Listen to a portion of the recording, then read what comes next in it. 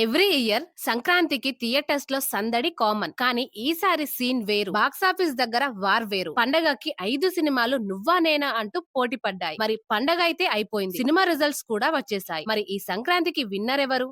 Fifth place లో Rajasaab. Pan Indian star Prabhas Maruthi combination అనగానే అందరూ ముందుగానే ఎక్స్పెక్ట్ చేసిందే ఇప్పుడు నిజమైంది. కానీ ప్రీ రిలీజ్ ఈవెంట్ లో మారుతి అంత కాన్ఫిడెంట్ గా మాట్లాడడంతో ఈ సంక్రాంతి విన్నర్ రాజాసాబే అనుకున్నారు. కానీ ఫస్ట్ డే వచ్చిన నెగటివ్ టాక్ సినిమాని గట్టి దెబ్బ తీసింది. 200 కోట్లు కలెక్ట్ చేసిన ఆడియన్స్ సాటిస్ఫాక్షన్ కాకపోవటం, అలాగే ఫస్ట్ లో డిలీట్ చేసిన సీన్స్ ని మళ్ళీ యాడ్ చేసిన వేరే సినిమాలు కూడా ఉండటంతో ఆడియన్స్ ఆ సినిమాల పైన ఇంట్రెస్ట్ చూపటంతో సినిమాకి మైనస్ అయింది. ఫోర్త్ ప్లేస్ లో భర్త మహాశైలకు విఘ్న. మాస్ మహారాజా ఈసారి తన ట్యాగ్ ని తీసేసి ఫ్యామిలీ ఆడియన్స్ ని నవ్వించడానికి వచ్చేసారు. ఇద్దరి హీరోయిన్స్ మధ్య నలిగిపోయే భర్త రవితేజ. కామెడీ ట్రాక్ ఒకే అనిపించినా ఓవరాల్ గా సినిమా జస్ట్ యావరేజ్ గా ఉంది. థర్డ్ ప్లేస్ లో అనగనగా ఒక రాజు. నవీన్ పోలిశెట్టి ఈసారి విలేజ్ పాలిటిక్స్ తో వచ్చాడు. ఫ్యామిలీ ఆడియన్స్ కి బాగానే కనెక్ట్ అయింది. కాకపోతే రొటీన్ స్టోరీ, కామెడీ అవసరం లేని చోట కామెడీని ఇరికించిన ఫీలింగ్ వస్తుంది. దాని వల్ల బ్లాక్ బస్టర్ రేంజ్ అయితే కాలేదు. అదే ఈ సినిమాకి మైనస్ పాయింట్. సెకండ్ ప్లేస్ లో నారి నారి నడుమ మురారి. ఈ సినిమాని ఎవరు ఎక్స్పెక్ట్ చేసి ఉండరు. ఈసారి శర్వనంద్ గట్టిగానే హిట్ కొట్టాడు. ఈ సినిమాలో కామెడీ టైమింగ్ నెక్స్ట్ లెవెల్. ఈ సినిమా